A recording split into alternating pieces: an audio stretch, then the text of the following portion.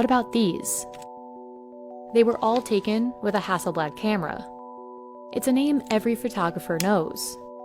But if you wanted to buy this Hasselblad camera, you'd need over $30,000. And that doesn't even include the lens. So why would anyone pay so much for a camera? And what makes Hasselblads so expensive? To understand why people love Hasselblad cameras, it helps to look at this image. If you zoom way in, you can see incredible detail. The photos are fantastic, but it's a little more complicated than that. Hasselblad has been making cameras for 80 years, but they weren't always this expensive. In 1948, Hasselblad's first consumer camera cost around $500, or about $5,900 today. And, adjusted for inflation, its film cameras from the 70s cost around $5,300. But when the company transitioned to digital, the price exploded. In 2004, Hasselblad's first digital camera sold for around $24,000. That was more than a 200% price increase from its previous model, which used film. Okay, so it's expensive, but what actually makes this camera different? Hasselblad's high-end cameras consist of three main parts: the digital back, the body, and the lens. Just the digital back, which includes the sensor, costs over $26,000. The Hasselblad sensor is unique in a way that it's much larger in an area. The individual pixel is bigger, and that provides lower noise and wider dynamic range. Take a look at this photo of a motorcycle. When you zoom in, you can clearly see the texture of the handle and the wear on its tires. Larger sensors capture more detail, and Hasselblad's is one of the biggest available. Its cameras are what's called medium format. Basically, it means the sensor is big, and it's what makes these cameras so expensive. Your smartphone camera sensor is around this big. A popular professional camera, like the Sony a7R, is much larger. But it looks tiny compared to Hasselblad's sensor. When medium format technology transitioned from analog to digital, the medium format sensors became extremely expensive, and the camera systems became extremely expensive and very niche. The sensor in this camera is actually made by Sony, but Hasselblad has its own proprietary calibration process to achieve the colors and image quality it wants. It's very useful for the skin tones or the reproduction of the artwork and so on, where you really need to make sure that the colors you have in real life are the ones that will end up later in the photographs. Medium format cameras are mainly used for product and fashion photography, as well as art reproduction. Photographers who need this type of specialized technology can't use off-the-shelf consumer cameras, and these shoots usually take place in a studio where the camera's bulky size isn't an issue.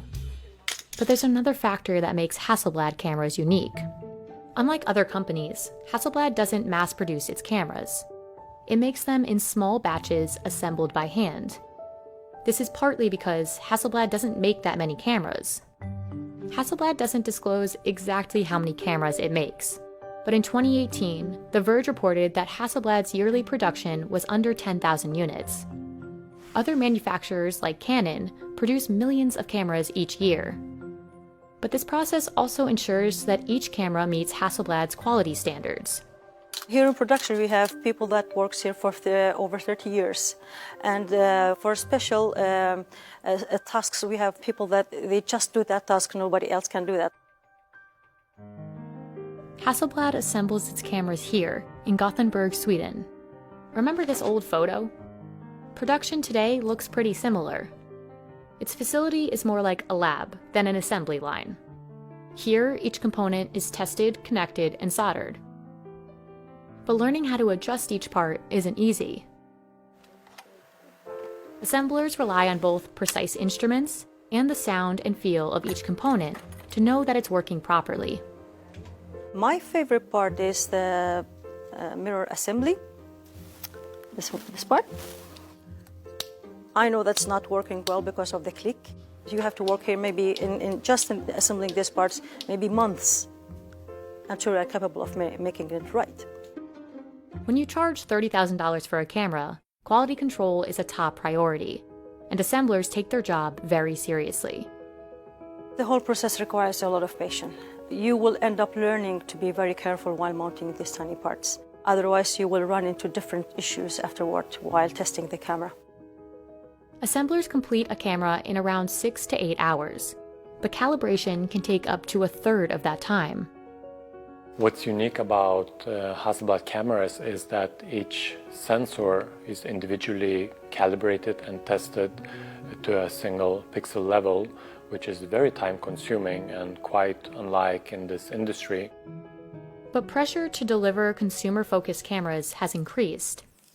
In the past few years, Hasselblad has released more affordable cameras, around $6,000. These cameras have a smaller sensor compared to other, more expensive models.